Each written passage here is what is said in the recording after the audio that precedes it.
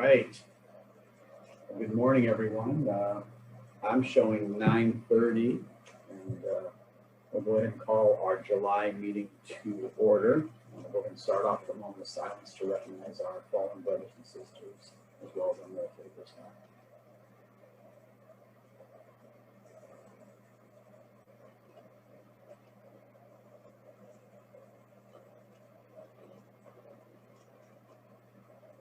All right, thank you. Go ahead and say good morning to Michael also, who's joining us today. And the tour is absent, actually joined us for a few seconds this morning from Iceland, so it's at the airport. So Michael, thank you for being here. Good morning, yeah. All right, and just so everybody's aware, Jason, I know we've got a couple of people that are absent today, but Jason is involved in the line of duty death planning process for our fallen brother down in Clark County. So let's keep Jason in our thoughts and prayers as well. So, all right. Agenda is fairly light. I'd like to thank everybody for being here. We'll go ahead and start with our item number 1, which is the approval of the June minutes as posted. Okay, motion. So moved. Moved to adopt. All right, Second, McElligott. Motion made and seconded to adopt the minutes as posted. Is there discussion, comments, corrections? I'll take my time. Seeing none. Steve, you want a roll call or what do you want to do? I think a voice vote is fine unless if it's unanimous. All right, sounds good. All those in favor of adopting the minutes as posted and presented, please say yes. Aye. Yes. Aye. Aye. Aye.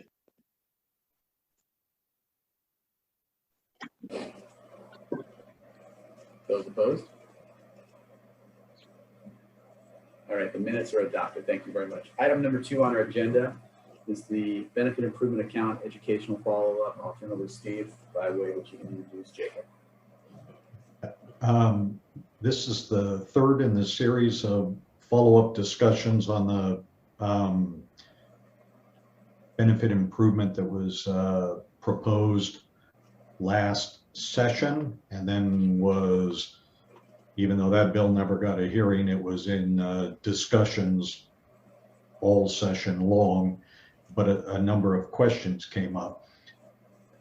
Today, Jacob's going to be talking about the defined benefit piece of that proposal and the issues that came up regarding that. And with that, I'll just turn it over to Jacob.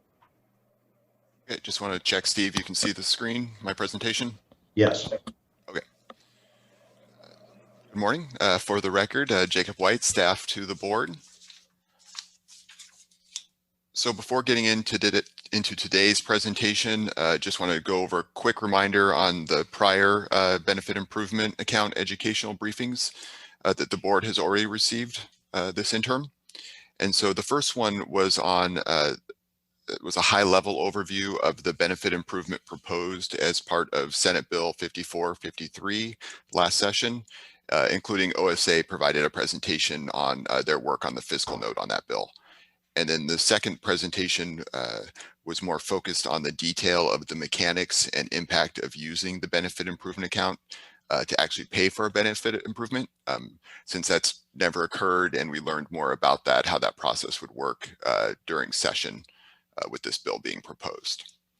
So, but the issue in front of the board today is that questions arose during discussions on that bill last session regarding the benefit improvement account and what the board's position was on various policy issues. So today staff is wanting to start going over those issues with the board so that you can start weighing in on where you stand before this bill or another bill like this is proposed in a future legislative session. So I wanted to go over once again just the components of that bill and the proposed benefit improvement. The first component was the tiered multiplier benefit improvement for active members. And so this was increased the multiplier to 2.5% during the years of service of between 15 and up to 26. And then the second component of the benefit improvement was the lump sum payment for retirees, a lump sum payment of $20,000 for retirees with at least 15 years of service or their survivor beneficiaries. And then also a $20,000 payment to all survivor beneficiaries of members who died in the line of duty, and there was no year of service requirement on that payment.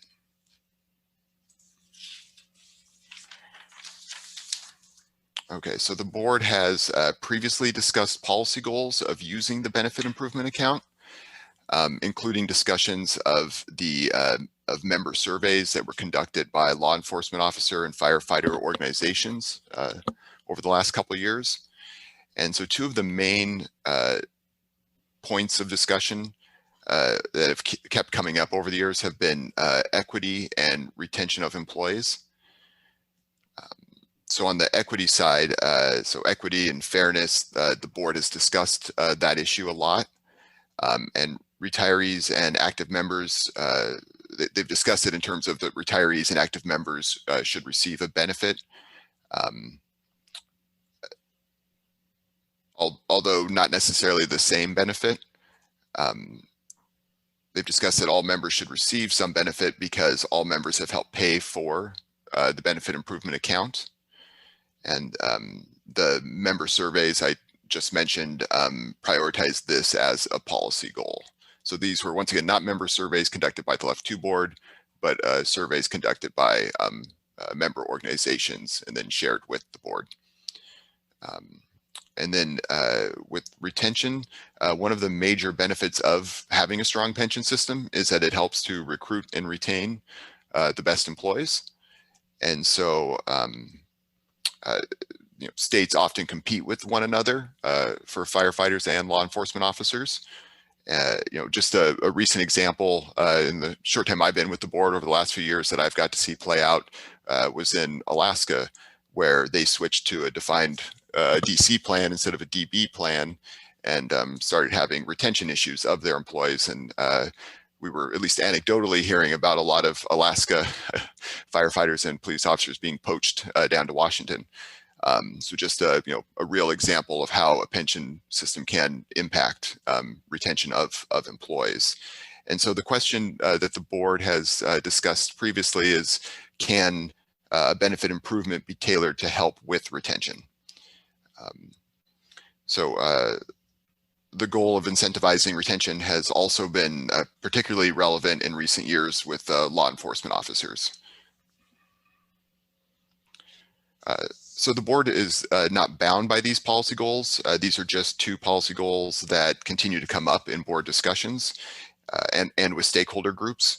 So just wanted to focus on these two goals in today's presentation. And obviously the board can bring up additional policy goals.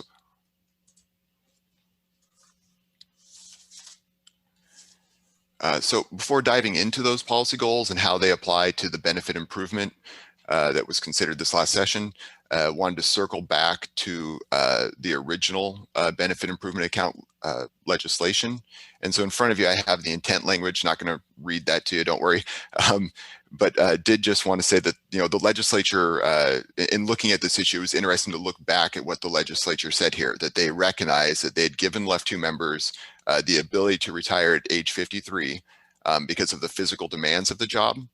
However, with the creation of the BIA, the legislature acknowledged that because of the benefit formula that was being used for LEF2, which is the same formula used for PERS and other systems where that are designed for careers of 35 to 40 years, that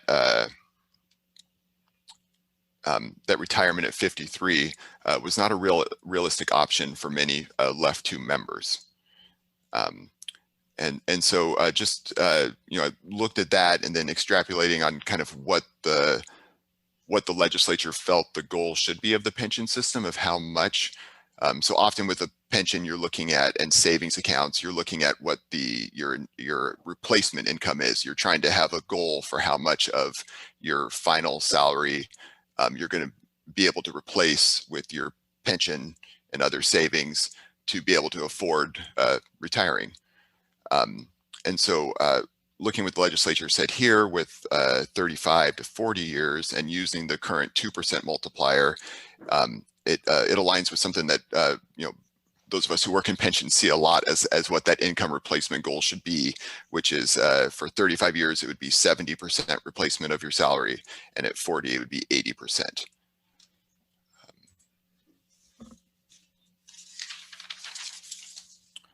So wanted to walk you through an example of that income replacement goal and where an average left to member stands today.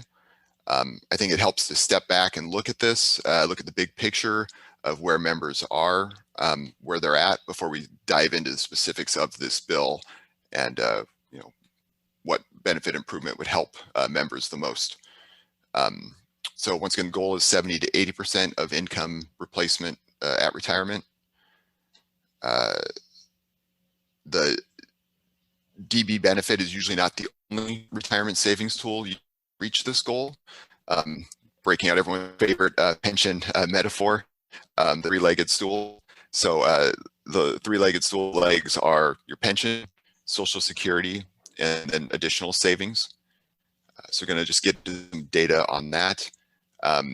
So I did want to say I worked with DRS on this data, and these numbers are rounded, very rounded, to make the math easier, mostly easier on me. So I also just wanted to say that because I know we got actuaries listening, and these numbers are not the most accurate, but they're kind of back of the envelope calculations that are close. So the final average salary for the average left to retiree right now is approximately $10,000 a month.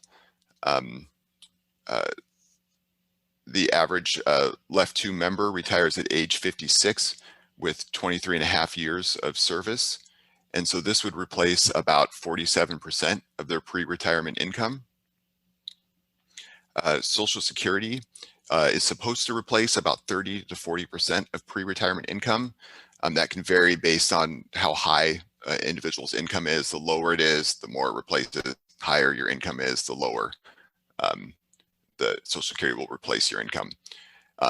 But as many of you know, there's a big issue with looking at Social Security as a leg of the stool for firefighters and police officers. Left to staff conducted a survey. I don't have the year in front of me, but it was a while back. But 58% of law enforcement officers and 6% of firefighters at that time were covered by Social Security. So for the rest of them, they do not have the leg of this stool with their savings. And so approximately someone at the $10,000 amount a month, there would be approximately a 17% increase in replacement income for them.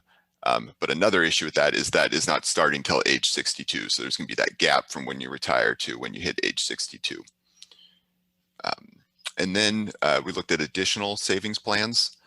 For many left to employers, that is a 457 plan. They offer a 457 plan. And some offer matching employer contributions. I don't have data on how many offer that.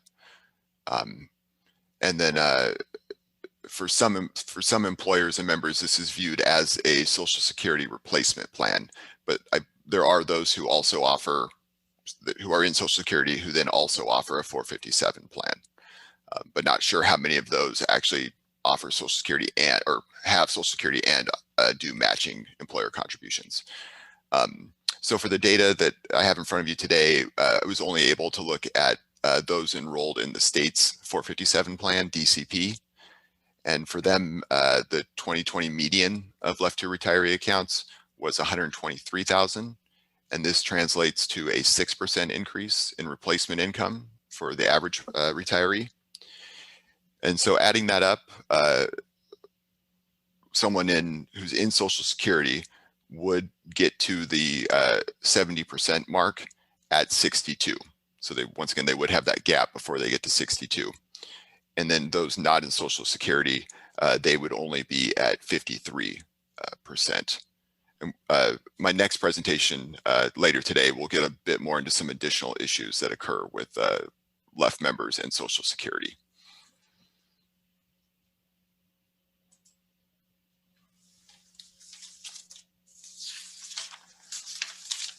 Okay, so now that I've walked you through that goal of 78 to 80% income replacement and where members stand, I want to take you through the benefit improvements in the bill and how these align with the policy goals discussed earlier. So since 2005, the board has been discussing a tiered multiplier, meaning a multiplier that increases at some point in a member's career. The multiplier has been the benefit improvement that is most discussed by especially by members, but also by the board. And in large part, that's because it's often seen as the most equitable, at least of many of the options that have been discussed in the past. And it's seen as equitable because a large percentage of members would benefit from the improvement compared to some of the other benefit improvements that have been discussed. So for example, some of the other ones that have been discussed have been benefits that are in left 1 but not left 2, such as a free survivor benefit. I always hate to use the word free because, as you know, someone pays for it. And then also a shorter average final compensation period, like instead of 5 years going down to 2 years. But those two examples would not benefit as many people as a change in the multiplier. So members have consistently wanted an increase to the multiplier. However, this is a costly benefit improvement. And so the reason a tiered multiplier has come up is it has been seen as a fair way to trim the cost while also potentially addressing the other policy goal of improving retention. So the focus has been on a mid-career multiplier because of that potential retention improvement. It prioritizes retention of employees while not necessarily, it doesn't necessarily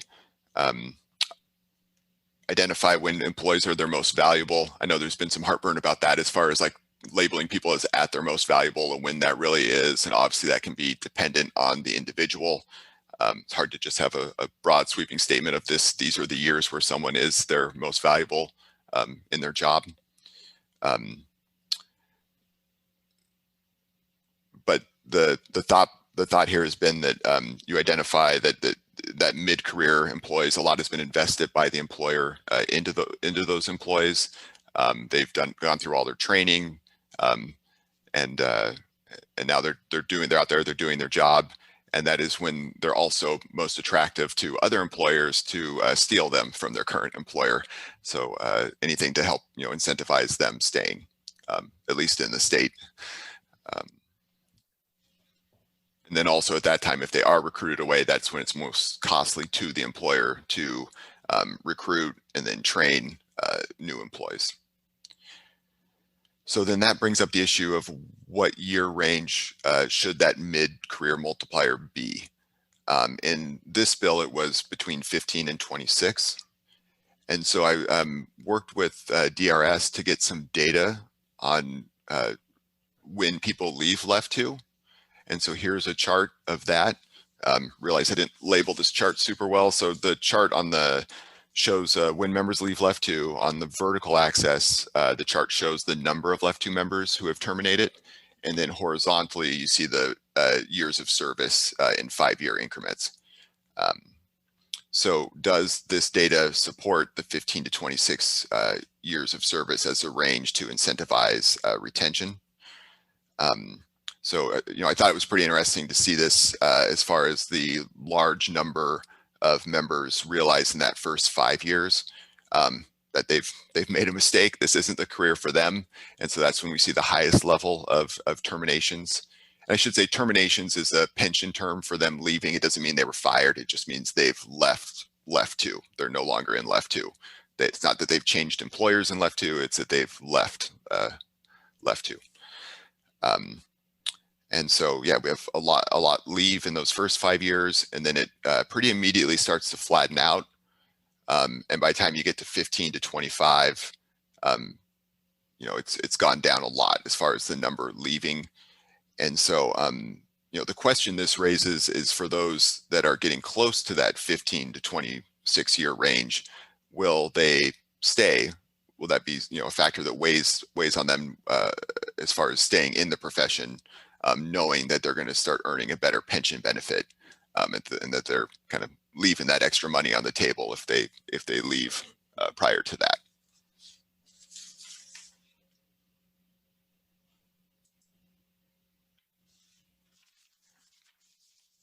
Okay, so now on to the lump sum benefit for retirees and duty death survivors. So how does a lump sum benefit for retirees align with the policy goals? Goal 1, again, is the equity fairness. Retirees' contributions help fund the benefit improvement account. So it's fair that they receive some benefit from that account. And then goal 2 of retention.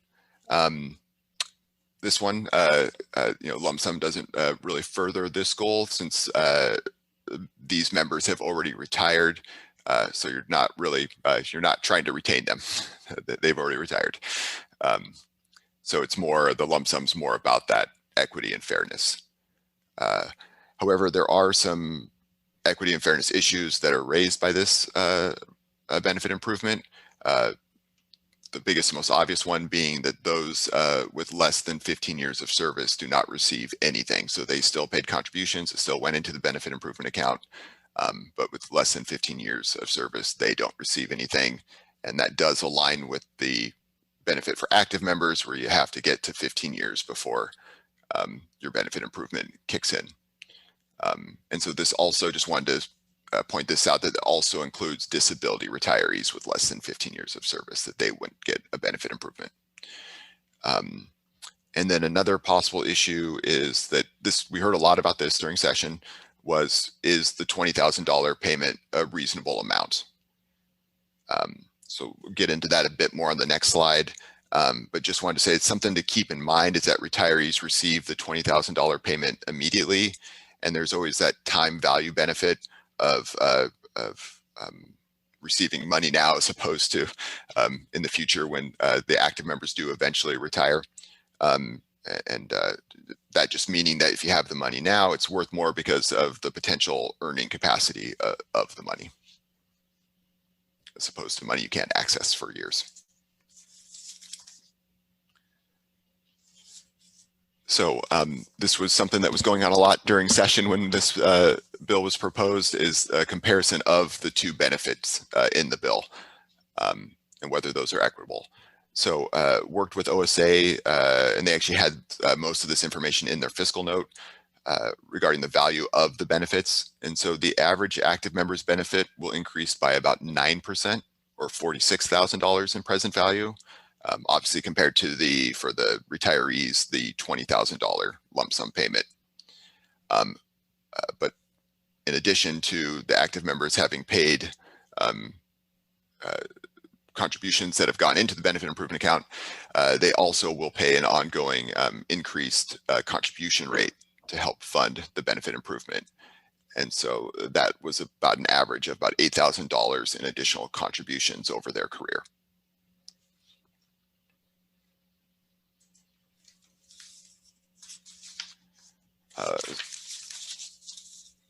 Smaller issue, is at least opposed to the policy goals of the board, but just something I wanted to make sure the board was aware of, is this was another issue that came up during session, was the impact of the effective date in the bill. Since there are different benefits for retirees versus active members, there needs to be a date identified in the bill which determines which benefit a person will qualify for. And what that date is can impact, could potentially impact member behavior. So the bill should be clear that members must only receive one of the benefit improvements, and ensure that there are no unintended gaps which create a subset that either qualifies for both benefits or no benefits. I don't believe there was an issue with the bill during session, but in discussion with others who were analyzing the bill along with Left 2 board staff during session, people felt that it could have been more clear that a member could only receive one of the benefit improvements. We were pretty quickly hearing rumors that people were trying to figure out if there was a way to get both benefits if they got the lump sum and then went back to work. or something like that. So people were trying to read between the lines and see if there was something like that in the bill. But the bill had an emergency clause which made the bill effective immediately. So a member must retire before the bill is effective to qualify for the lump sum, and if they retired after that, they would get the increased multiplier. There were discussions during session about backdating the effective date of the bill to February, and the reason being that the bill was introduced in February, and that way it could be certain that the bill being out there didn't impact member behavior, that it could cause issues for employers and confusion and stress for members.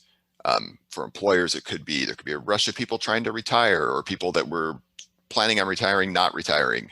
And then for members, they could be making decisions based on drafts of a bill. And as we all know, those bills can change a lot up to the last minute. And so just the stress and any kind of unintended consequences of kind of misunderstanding what the bill does as it's fluid during a session, that if you backdated the effective date, that could avoid those issues, that people wouldn't change their behavior because they've already made their decisions prior to the bill.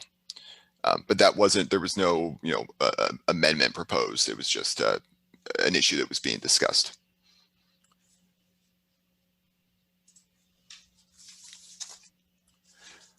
So we discussed this in detail last month, but just wanted another quick reminder of the funding policy. If the benefit improvement lowers the funding status of LEF 2 below 105%, then it will trigger a rate increase under the funding policy. And that with the actuarial analysis we saw, this bill did not lower the funding status below 105%. It lowered it to 108%.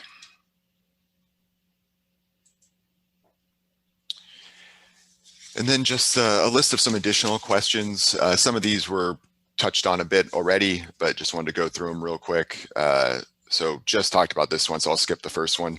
But should retirees be allowed to purchase an annuity benefit using their lump sum payment? So we did hear from members who were interested in being able to do this, in part for tax purposes, so they don't get a $20,000 payment that hits them all at once. And then should lump sum payment apply to more retirees than just those with 15 years of service? Already touched on that as far as a fairness and equity issue. And then should the lump sum benefit include survivor beneficiaries or just be limited to retirees? The bill had it apply to survivor beneficiaries, and that's not in line of duty death survivor beneficiaries that I'm talking about there. That's just other survivor beneficiaries.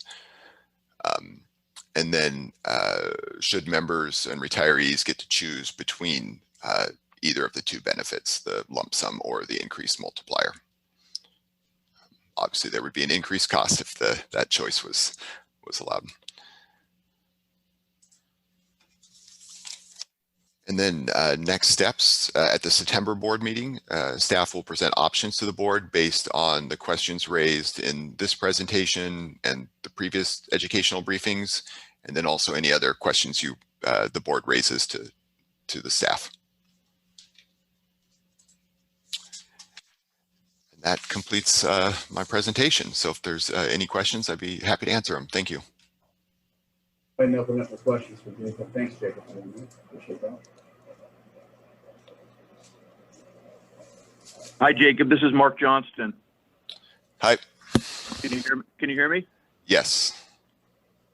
Okay. The very good presentation. It's a very interesting set of subjects. I think you did a really good job with framing the issue. Something came up that I was thinking about. I guess we're all working off this particular bill, and there's a lot of issues obviously going around about this particular bill. I just had a quick question in terms of the lump sum payment. I know you haven't, I'm looking at your additional questions on your last slide here, and I'm thinking about perhaps the possibility of a scaled lump sum benefit based on years of service for the retirees.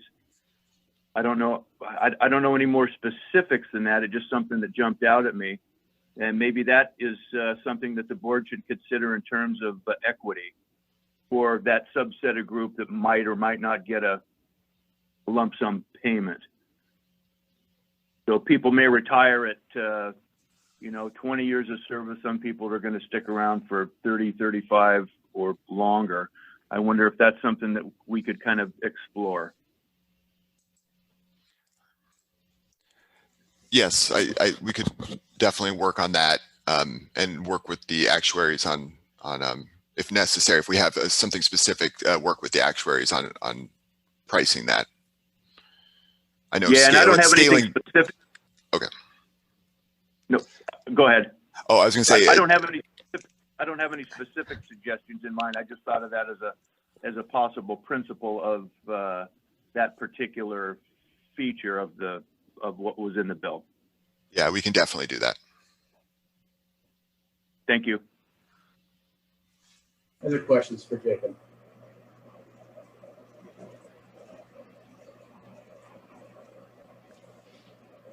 Jacob, I'll make a comment, not so much a question, but on your slide that you have up right now under additional questions, the last bullet, should members retirees get to choose between lump sum or increased multiplier, and I think you kind of alluded to, with a little bit of a chuckle, that you said obviously this would, have impacts. Because the bill, I think 54, 53, I don't believe it had a choice. Yeah. Dennis, the choice that Jacob's talking about here is not, does not cover people who are already retired. So for instance, people who've already retired, they just get the lump sum as planned. What it talks about is people in the future. So say you're retiring in the future and you retire with 10 or 15 years of service. Yeah. You're not going to get any increase in your pension from the multiplier because you haven't worked beyond 15 years, but you've paid contributions for that benefit in the meantime. So the idea would be that future retirees for who the defined benefit, the multiplier increase really doesn't provide them with anything, that they'd still have the option then to choose that 20K lump sum in the future. So they would at least get something out of it in the future. But it's not allowing the people who are currently retired to pick the multiplier and have their pension adjusted upwards. Thank you. Thanks for the clarification. A little concerned on the cost.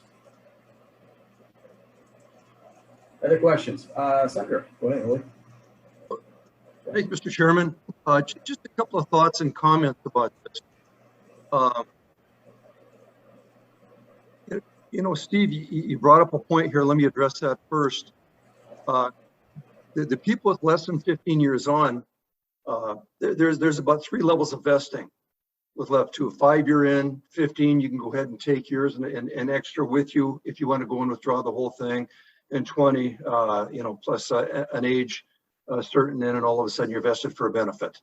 And this is the more we try to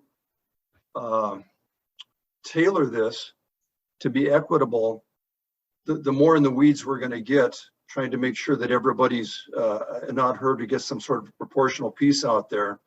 And I'm not saying that to be unequitable. I'm saying that as things get more and more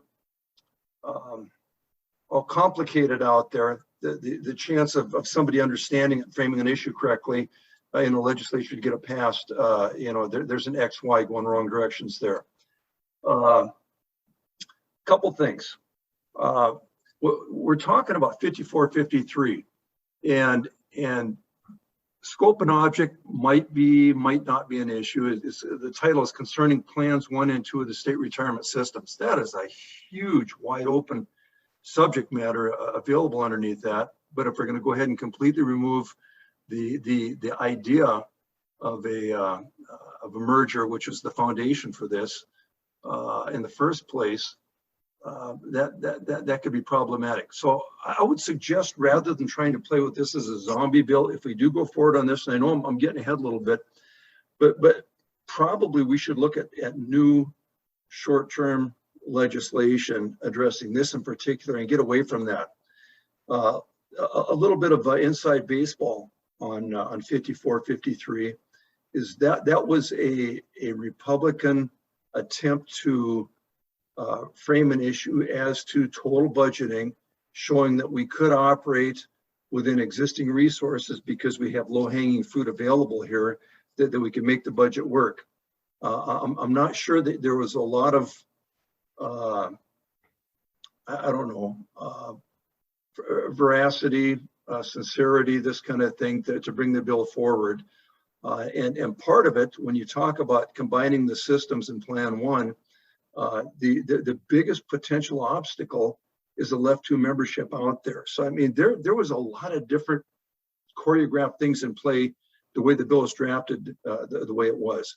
Now, as usual, our largest confrontation, our complication, gets to be confrontation after the fact, is managing expectations. And when this came out, all of a sudden everybody jumped on, and it's just like, heck yes, this is what we've been talking about, that single a universal benefit increase that the board originally was sort of put in place for this part of our mission statement. Could you see everybody's been holding their breath forever, and finally we see potential for that, although I think that was a side issue as to the underlying utility of the bill as it was first drafted. So first of all, I think if we do something like this, it needs to be completely separate on this, completely get away from that the issue, no amendments, no nothing, just a new piece of legislation.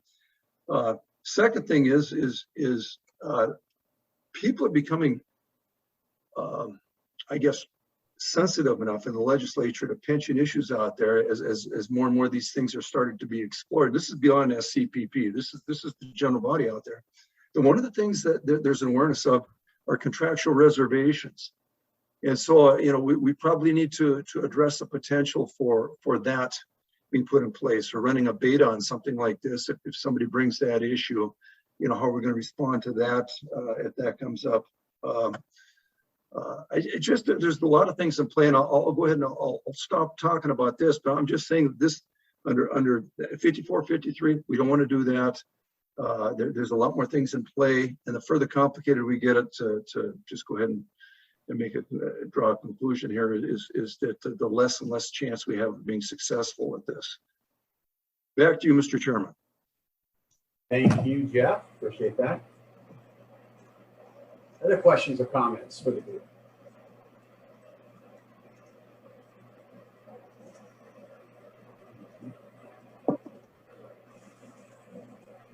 All right.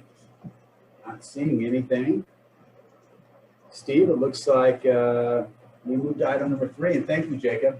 As Mark Johnson said, nice job. Appreciate it. Good information. Yeah. Every 2 years, and then we bring you a budget for the board for adoption. And then we give you quarterly updates as the biennium moves along about where expenses line up according to that budget. Now is the time for you to be adopting the budget for the next biennium. Allotments are due to OFM coming up here next month based on the budget that you adopt. And so that's one of the things Karen will talk about in this presentation is the timing. But with that, I'll turn it over to Karen to walk you through the proposed budget and get your feedback. Thank you. Good morning, Chair Lawson and members of the board. For the record, Karen Durant, staff to the board. So today I just have a very brief presentation on the biennial operating budget. And I will not forget to change the slides today. So there's a process improvement. I'm not going to walk through each one of these items, but as Steve mentioned, the goal of today, if the board is comfortable to adopt the budget, timing is a little awkward for us. We need to kind of wait for the past biennium to close for us to get a good sense on what the expenditures were, to kind of hone in on where we're going with our expenditure plan for the ensuing biennium. And then of course, our allotments are due to OFM in mid-August. So if we need to do a draft spending plan to OFM in our allotments, we can do that if the board feels like they need more time or more information in order to adopt this. But today I'll just briefly walk through the high level points and the majority of the expenditure for the agency budget. Obviously, the majority of our expenditures go to staff for the salary, wages, and benefits. So our expenditures for those objects has increased for a couple of reasons. One, to account for the general wage increase. This number does not include merit increments or merit raises for any of the board staff. The majority of the money went for salary, wages, and benefits for the new ombudsman position. So those are the two top items, the salary, wages, and the benefits and taxes. We did have a slight increase in our actuarial services to account for the support that we receive from the actuary's office. Another big item of importance to the board is professional development.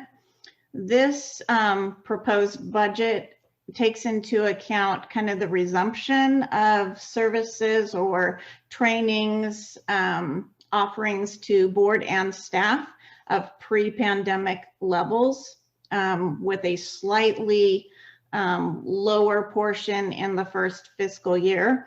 It includes board meetings, stakeholder outreach, organizational memberships, and professional certifications, as well as all conferences and trainings for board and staff. We've had a slight adjustment in other operating expenses, and that mainly is because of the move.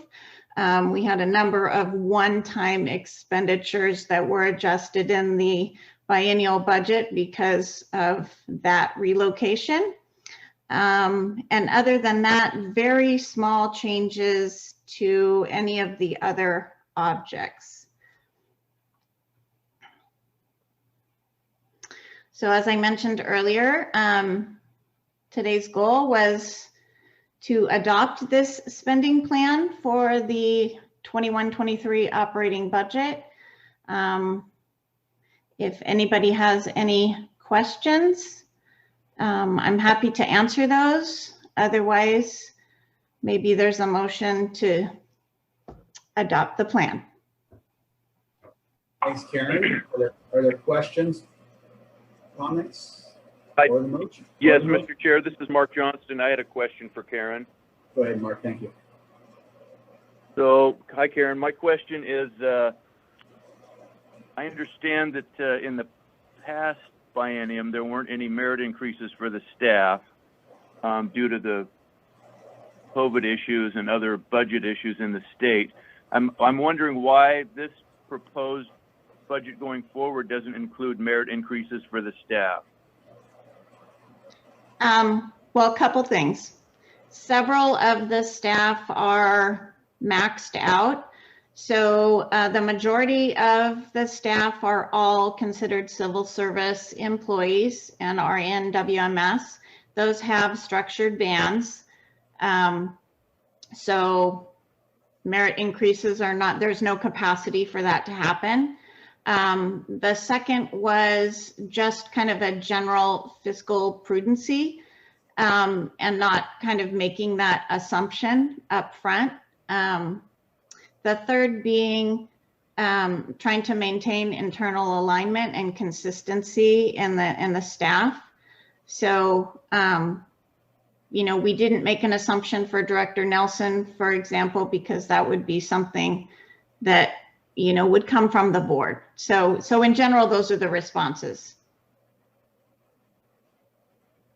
Okay, thank you. Mhm.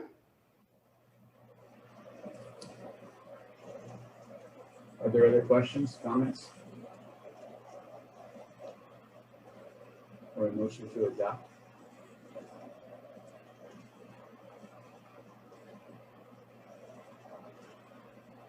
Foley, I move to adopt. Thank you, Senator. Is there a second? Second. All right. Pat, so there is a motion and seconded to adopt the presentation, which was the budget adoption for 2021 through 2023. On the motion, questions, comments?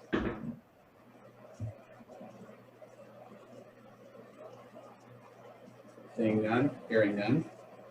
All those in favor of the motion? Mr. Chair, Yeah, roll call. roll call on this might be just to be certain that quorum is voting in the majority on it. I would agree. Thank you very much. I'll allow you to go ahead and start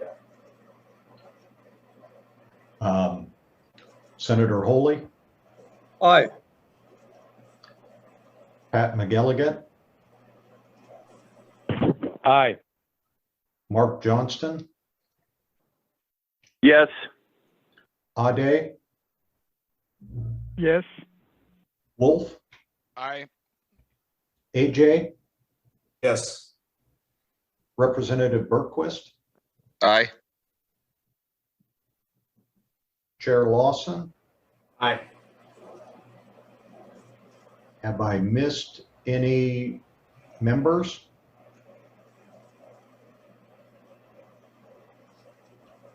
Okay.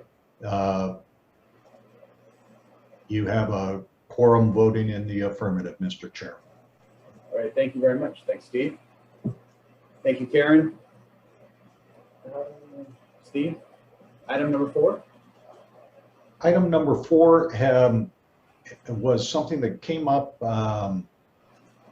partly out of federal discussions regarding the government pension offset and windfall elimination provisions, and questions that came up from stakeholders and from board members about how those federal provisions work. And so Jacob is here to explain to you how those provisions interact with LEF 2 and Social Security. With that, I will turn it over to Jacob. Okay, for the record again, Jacob White, staff to the board.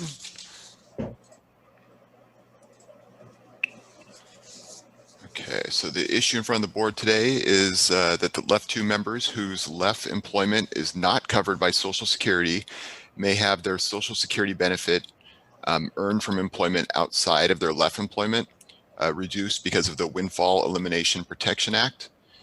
And then furthermore, these LEF 2 members may also have their Social Security spouses or widower benefit reduced under the government pension offset.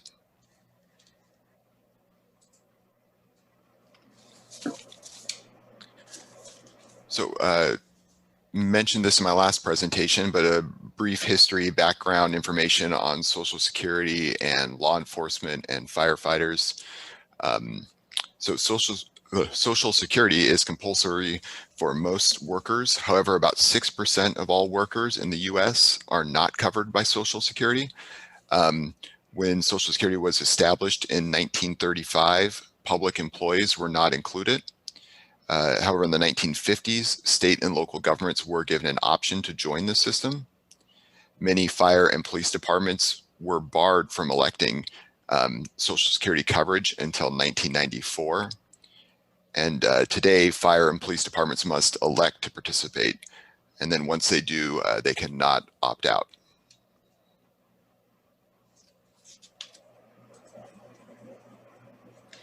LEF 2 Social Security participation.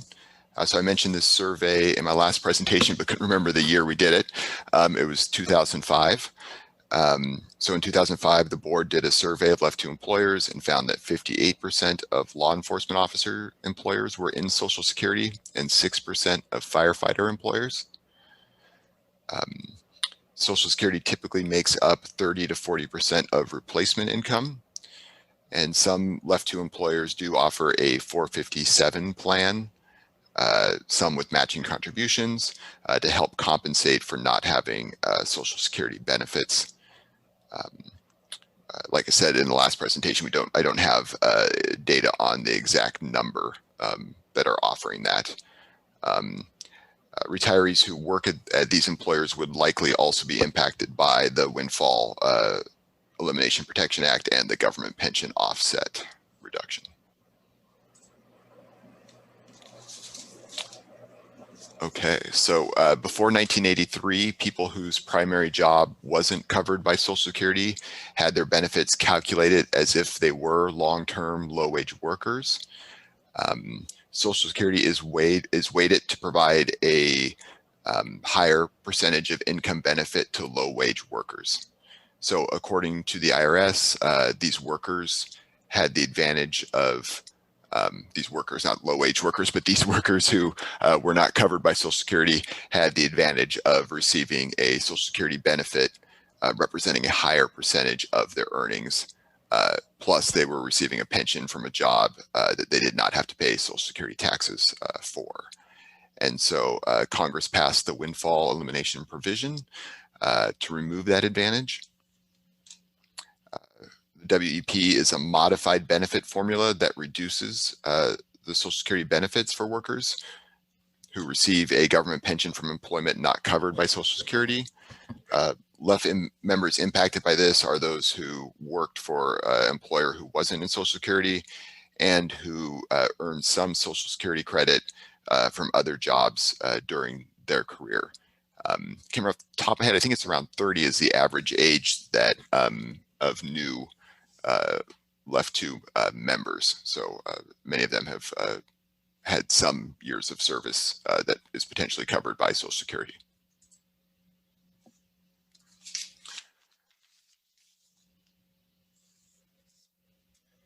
So the WEP formula. So I have to say, working on this made me really appreciate how simple our formulas are for determining benefits in the state pension systems.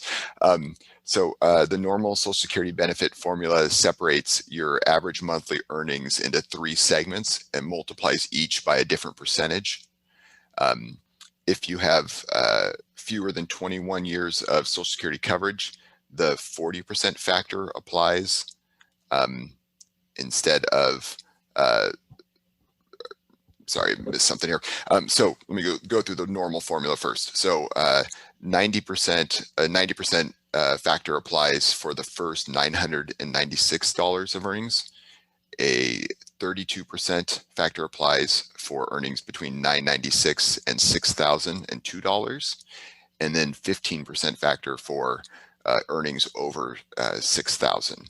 And that's how you end up with it weighted more towards a larger percentage of income for lower earnings because they have more of their income covered by that 90% or 32% factor. But what happens here for left members impacted by the WEP is that that 90% factor applied to the first $996 is instead a 40% factor. Which I'll share an example of how that impacts it, but it impacts it greatly. And then there's a sliding scale if someone has between 21 to 29 years of coverage. And I'll have more example here of exactly what that is. So here's a couple tables from the IRS to help explain how it works. You see the 40% on the left-hand side. And then with the years of service going up to 30, you see it get back up to 90%. So you see that sliding scale. And then on top of that sliding scale, there is a maximum dollar amount of what that reduction can be. And that's what's on the second line there, starting at $498 and then sliding down to 0 at the 30 plus years.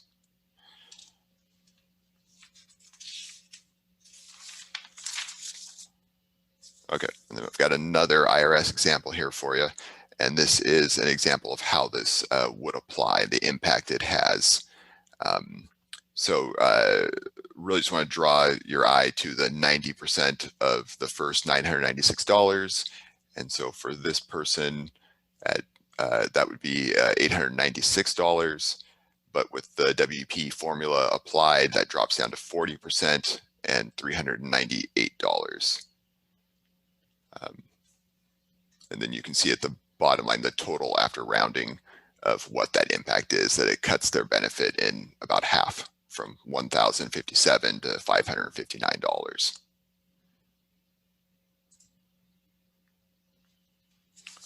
Okay. Now the second Social Security law that potentially impacts left two members is the government pension offset. And so spouses can apply for benefits based on their spouse's record. I just wanted to say this is not a survivor benefit. This is a benefit that you can receive while your spouse is alive. There's some confusion about that. And so the maximum spousal benefit is equal to 50% of the other spouse's benefit. If someone receives a pension from a federal, state, or local government based on work for which they didn't pay Social Security taxes, their Social Security spouse or widower's benefit can be reduced by 2/3 under the GPO. And this was a law that was passed in the late 70s. So what was the intent of the GPO? The intent was to have Social Security calculate the benefits of government employees who don't pay Social Security taxes the same as workers who pay Social Security taxes. If a worker's employment was subject to Social Security taxes, Social Security would reduce any spouse or widower's benefit because of the member's Social Security retirement benefit. Social Security benefits paid to spouses, widows, and widowers are dependent benefits. They were set up in the 30s, and these benefits were to compensate spouses who stayed home to raise a family and were financially dependent on the working spouse. Since it's now common for both spouses to work, each earning their own retirement benefit, the law requires a person's spouse, widow, or widower benefit to be offset by the dollar amount of their own retirement benefit. A spouse's benefit is separate from a worker's husband or wife's benefit. So it doesn't replace they receive their own benefit, you receive your own benefit. It's just it's an additional benefit added onto someone's Social Security benefit. Prior to the GPO being enacted in 1977, members who did not pay Social Security taxes would have been eligible to receive their their pension and their Social Security spouse or widower's benefit without this deduction.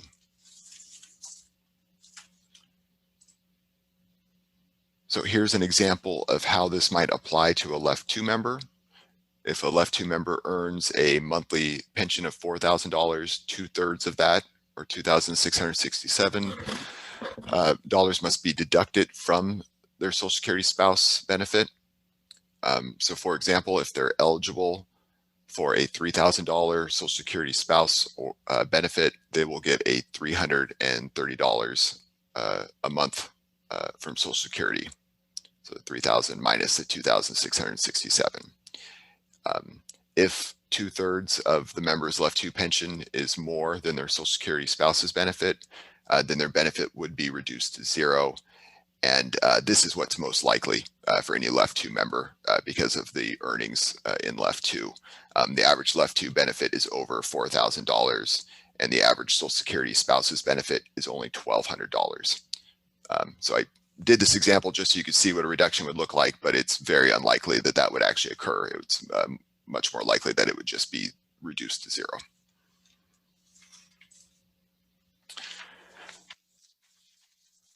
Okay, so there's a long history of bills at the federal level. So this is Social Security, it's federal legislation. State can't pass anything to change it. But there's been a long history at the federal level seeking to either get rid of this or to change the formulas used by WP and GPO. Here's just the current example. None of these bills have been successful, obviously, or from my the research I did, I couldn't find any that had even gotten close to being passed. They're just typically proposed. I don't think they often get even a hearing. But currently this is the bill that's in the House. You can see there under endorsed by that it has been endorsed by some firefighter and law enforcement groups. In my research did find that at the state level, there have been states that have passed resolutions in their legislature requesting the federal government to repeal the WEP.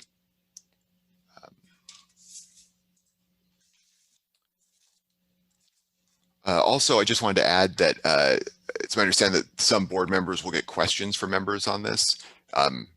I get questions in my role, and what I do is because this is obviously a lot to try to explain to someone in one setting or one phone call. And so we do have on our website, the Left 2 Board website, a video, well, 2 videos, one explaining each of these, which are very helpful. I mean, you can watch it at your own speed, you can rewind it, and really helpful in trying to understand this. Yeah, that was Paul Neal, who previously worked at the board, narrates it, and he did a great job on those videos. So just wanted everyone to be aware of those. If you get questions, good place to point members to. And so that concludes my presentation. If there's any questions, I'd be happy to answer them. Thank you. Thank you, Jacob. Senator Holy, yes, right. Thank you, Mr. Chairman. Jacob, well done. This is a monster topic here that you framed it and you simplified very well. Thank you for doing that. 2 things. Would you address two parts of a question? One is and I can't remember what the proper title is, but for recovery of penalty on that between 20 and 30 years in Social Security, you can't just have 20 or 30 years in Social Security. The dollar amounts during those years, you have to have had a significant or substantial earnings test that they index to find out if those years are allowable to recover the actuarial penalty on that. Would you address that real quick? And also so just so I'm clear here, if a spouse is taking a Social Security benefit off of a member's Social Security, I get the government pension offset. But if a wife has a completely independent career and contributes to Social Security her whole life, and does that affect her Social Security benefit at all as a separate working entity? Okay, I'm going to ask Steve to help me out on your questions. I'm hoping he can help me out on that, on the substantial earnings one. Steve?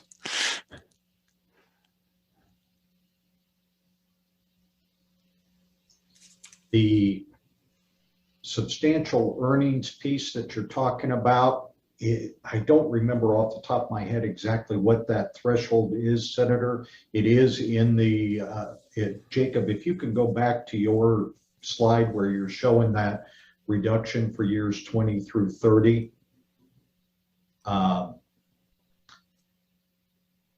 Let's see, it was, there was the one with the example of the, go back one more, I think is where, yeah.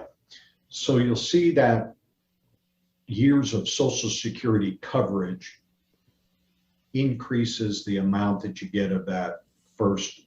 And so basically, if you've got 30 years of covered Social Security employment, there is no reduction. The point that Senator Holy is making is 30 years of Social Security coverage. So a year of Social Security coverage is a defined term, and simply working in a Social Security job for a month or 3 or 4 months during a particular year, or working at a extraordinarily low wage, won't necessarily qualify you for a year of Social Security coverage. So that's the point he was making. Now, I can't provide any detail about exactly what the rules are on what does and does not count for a year, but that's the issue to be aware of. Social Security in your statements will tell you how many years that you have. Those are fairly accurate. They might adjust it if they audit it later on, if there's questions, because some of the earnings in years are extraordinarily low. The second point, though, Senator, does your spouse's benefit based on their own separate employment get affected by GPO? The answer is no. So it's only that spousal benefit that they're claiming based on their spouse's employment that would be offset. Their own benefit based on their own employment is not offset.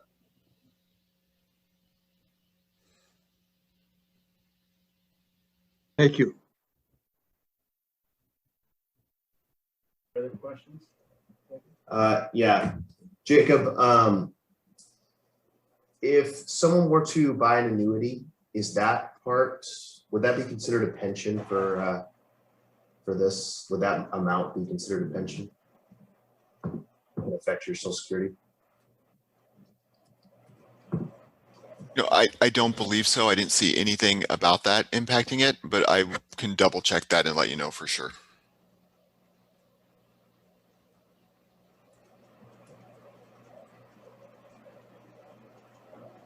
Other questions?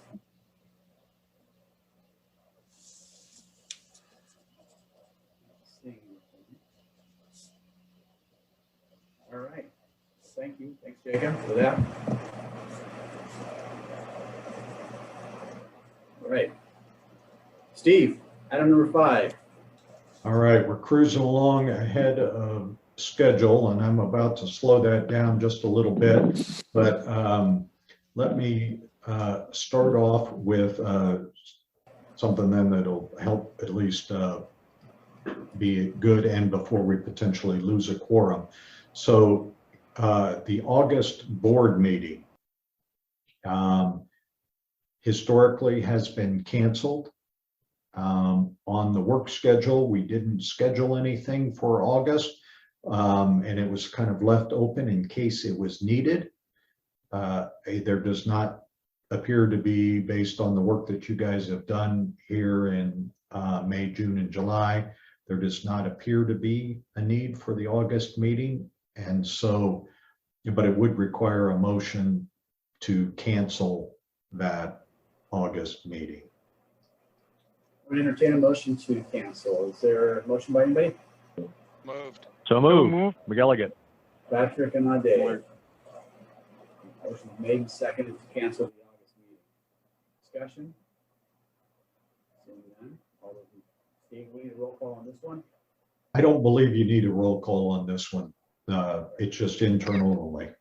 All right. All those in favor of canceling, please say aye. Aye. Aye. Aye. Aye.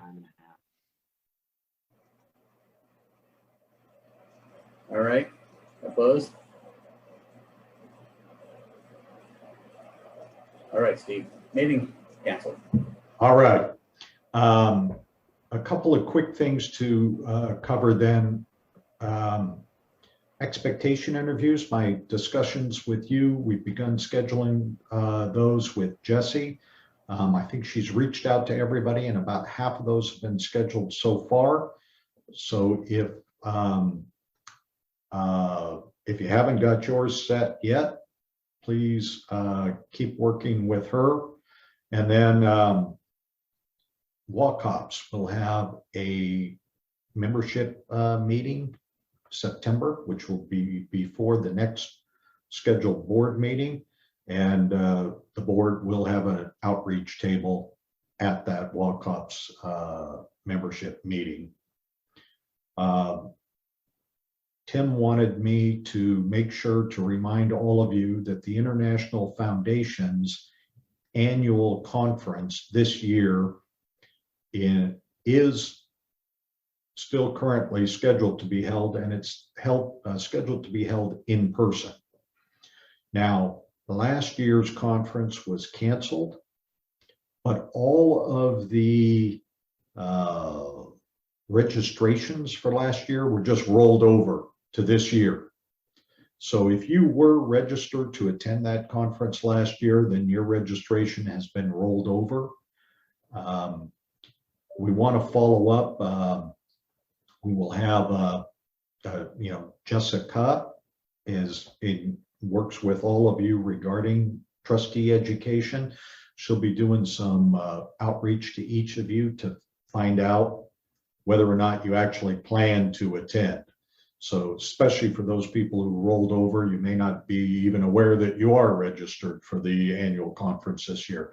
But we'll want to find out if you plan on attending or if you plan on attending remotely. If you haven't registered or given it some thought, you can. Again, that conference is, for now anyway, it's on. And so if that's a educational opportunity that you intend to take advantage of or interested perhaps in, want to learn more about it, again, Jessica is your point of contact for all of that.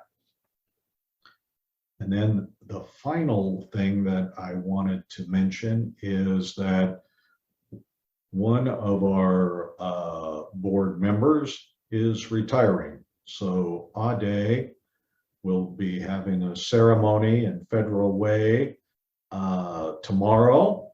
And he's sneaking in.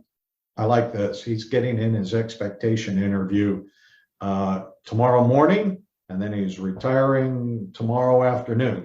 That's dedication right there. I like that. He thinks you're buying lunch. Well, I probably am.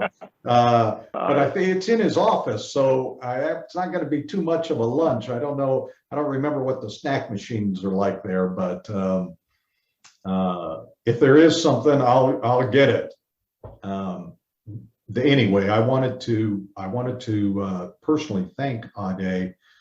He's provided a ton of very helpful advice to me. He's over his years of service on the board, and don't know yet about his plans for remaining on the board or being replaced or not. He's going to work that out with the Association of Cities. And with that, Ade, if there's anything that you would like to add to the board.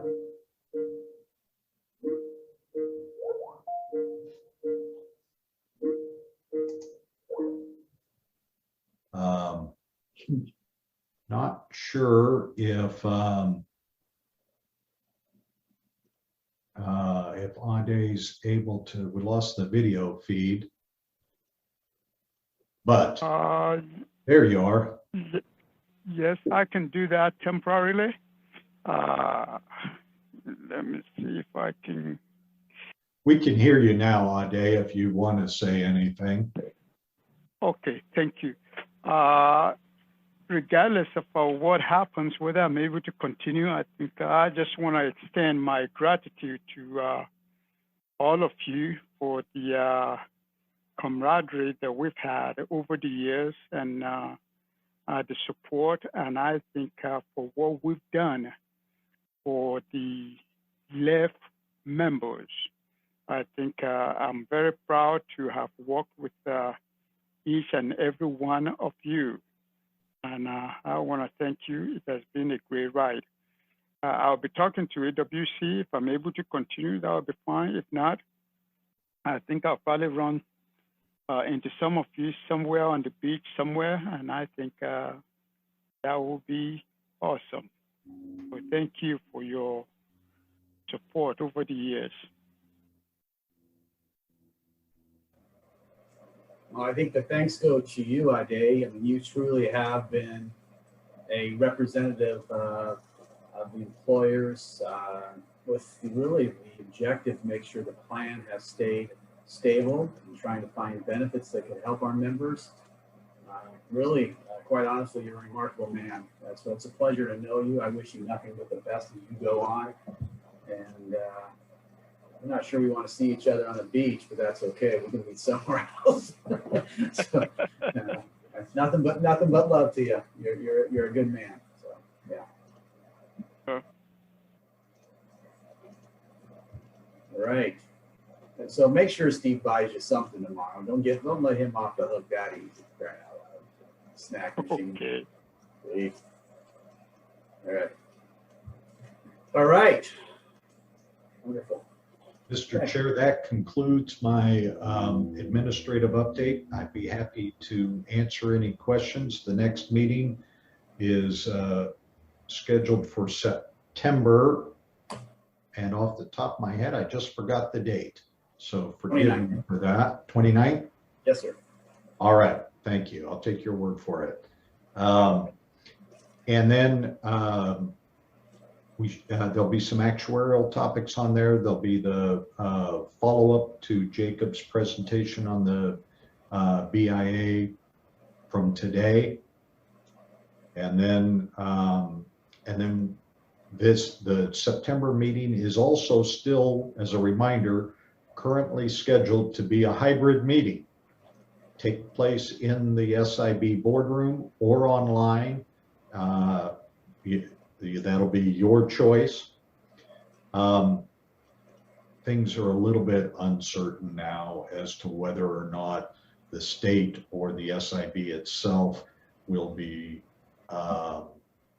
able or willing to resume in-person board meetings. If they are permissible, we'll have it and we'll follow all the guidelines. If for whatever reason it becomes impossible to have that in person, then we'll just do a full remote meeting just like we did today and have been throughout the rest of this pandemic. So I apologize for the uncertainty. Everything seemed to be heading the right way there for a while, but the numbers were taking a little bit of a sideways turn, and not quite sure how that's going to play out in terms of the resumption of state services. But we'll keep you posted. We'll coordinate with the SIB and we will coordinate with you. Thank you. And I wanted to also say thanks again for your participation at our State Council June conference or business meeting. It was nice, like you said, we were gathered together, so it was nice to see people, but I appreciate it. You ran that booth kind of by yourself. It was good to have you there. So, also wanted to give kind of a recognition, kind of a shout out to Tammy, who has taken a couple phone calls that we've asked our brothers and sisters on the fire side up in Alaska. And Steve, as you know, continue to kind of have a little bit of a battle up there, and some numbers and some information that's very helpful at times. And Tammy's been able to help with those folks as well as some of the other states that we got going on. So I appreciate Tammy's work as well. So I just want to say thank you. Anyone else?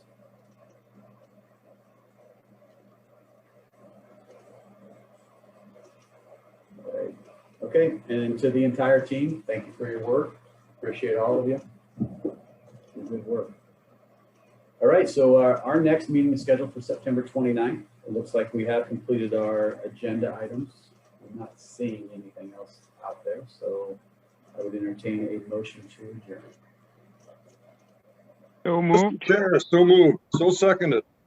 So seconded. Ade, for the record, just in case, man, if this is your last meeting, I got you down for making that motion, so I appreciate it.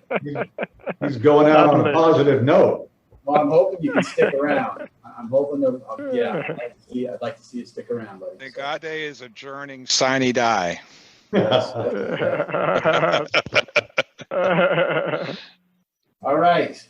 All those in favor of adjourning, say aye. Aye. Aye. Aye. Aye. For those who don't want to adjourn, you can stay on and talk to Steve. Absolutely.